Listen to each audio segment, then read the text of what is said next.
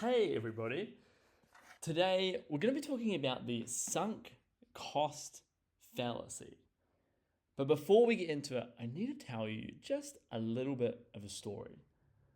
So I want to tell you about the time in 1962 where the UK and France governments, they're sitting down together and they decide to build something together.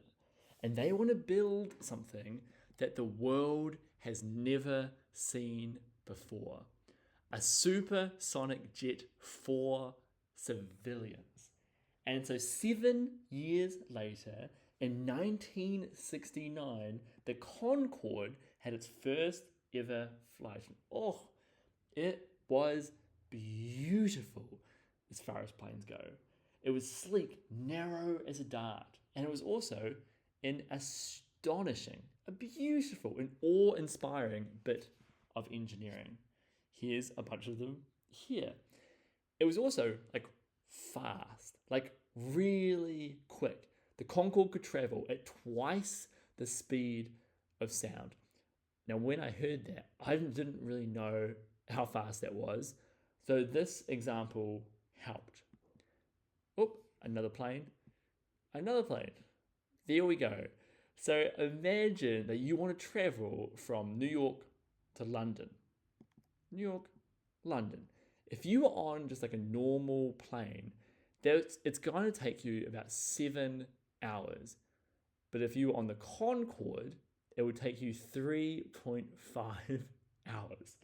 So yeah, it's quick. It's very quick. But very soon, they realized, we have a problem. And the problem was they didn't know how to make the Concorde profitable. And so it was costing a lot of money to run, but it wasn't making any money in. This was for a few reasons. One of the reasons was it could only hold 120 customers, which meant only 120 people paying. Fast meant a lot of fuel, and they also had to train a whole bunch of people to run and maintain it. Yet even though year after year they lost money after money, the two governments, they just kept throwing money onto this project. It wasn't until 2003 that let's not get too ahead of ourselves, that the Concorde project was finally retired. So why are we talking about the Concorde project? Maybe it's because you saw that slide before, but it's because the Concorde project is often used as an example of the sunk cost fallacy.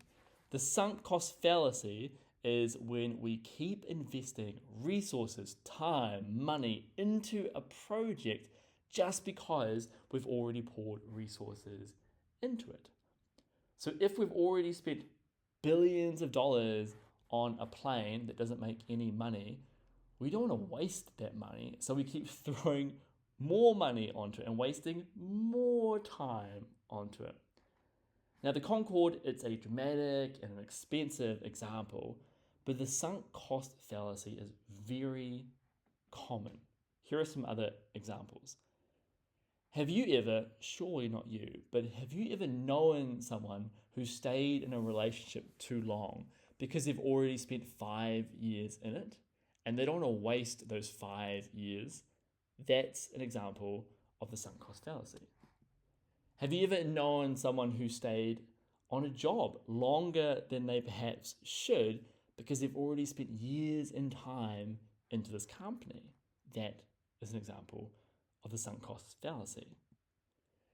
Have you ever known someone, again, not you, who will finish a book even though halfway through they're really not liking it, but they've spent so many hours reading it? Give up the book, Claudia.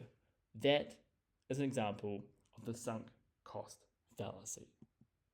It's a fallacy because you can't get those resources back. That time, money, effort, it's gone, burger.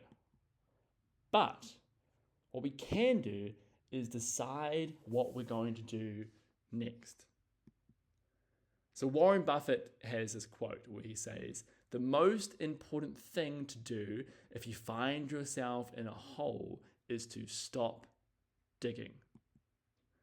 I heard this question a little while ago to ask yourself if you're worried that you're falling victim to the sunk cost fallacy. And the question is this: if I was starting fresh today with what I know now, would I still choose this path? So if I knew what I knew now, would I start this relationship again? Would I join this company? Would I start this book? Would I keep investing money in this incredibly expensive but non-profitable plane? So again, the sunk cost fallacy is when we keep on spending time, money, resources on a project just to justify the money, time, and resources we've already spent. Thank you.